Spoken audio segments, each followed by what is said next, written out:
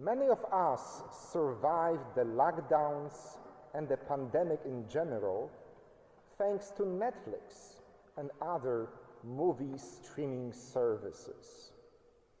I admit I am one of those people that kept at least some semblance of sanity thanks to never-ending episodes and seasons of Grey's Anatomy, Game of Thrones, and a few other TV shows. Now, the genius of a good screenwriter is to keep the audience waiting for more. And so, as I was watching all 16 seasons of Grey's Anatomy, at the season finale of each of those 15 and a half seasons, the very last scene left me hanging and wanting for more.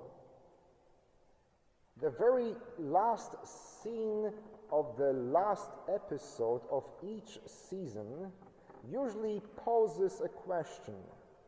Is this the end of the story, or will there be more to come? Is this how this story ends, or will there be new characters entering the stage when the show gets renewed for another season? And I think, like many good screenwriters, Luke, the author of the Acts of the Apostles, knew this technique. He composed two books, two very important books of the Bible, the Gospel and the Acts of the Apostles. Now, unlike Mark and Matthew and John, he wasn't satisfied with just one season of his great show. He decided that the story of Jesus should be continued even after his ascension. So, like Mark and Matthew, the last episode of season 1 of Luke's story ends with the Ascension, the very feast we celebrate today. The season finale of Luke's first book is showing the disciples looking at the feet of Jesus as he is going back to God the Father. And many of his audience could have been asking the same question. Is this the end? Is this how the story ends for real? But Luke continues to write his screenplay for season 2. In today's first reading, taken from chapter 1, verse 1 of the Acts of the Apostles, Luke explains that in the first book, I dealt with all that Jesus did and taught until the day he was taken up. It reminds me of those recapture moments at the beginning of each episode of Grey's Anatomy. There is a voice in the background that says, "Previously on Grey's Anatomy." And there is a summary of what happened until that moment. It is precisely what Luke is doing as he is opening episode 1 of season 2 of his great story.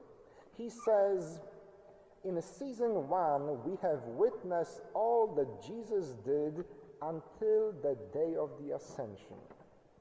And today, I am starting with the Ascension to show you that there is more to that story of Jesus. And then Luke throughout the book of the Acts of the Apostles, will introduce new characters, will give more lines and activities to the old characters, and will prove a very important point. Even though Jesus has left us and returned to heaven, his story is not finished. His story is now in your hands. Many of us, myself included, have experienced such moments in our lives that could have defined and ended our stories. Perhaps it was a divorce or a heartbreak. Maybe it was the day when you were fired or let go from your old job. Maybe it was a time when your spouse passed away. Or in my case, it could have been the day when I learned about my excommunication.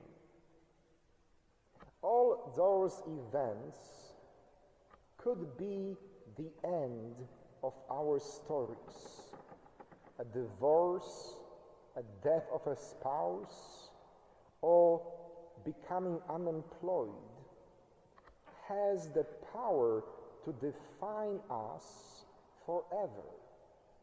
It could be the end of the show known as my or yours life story.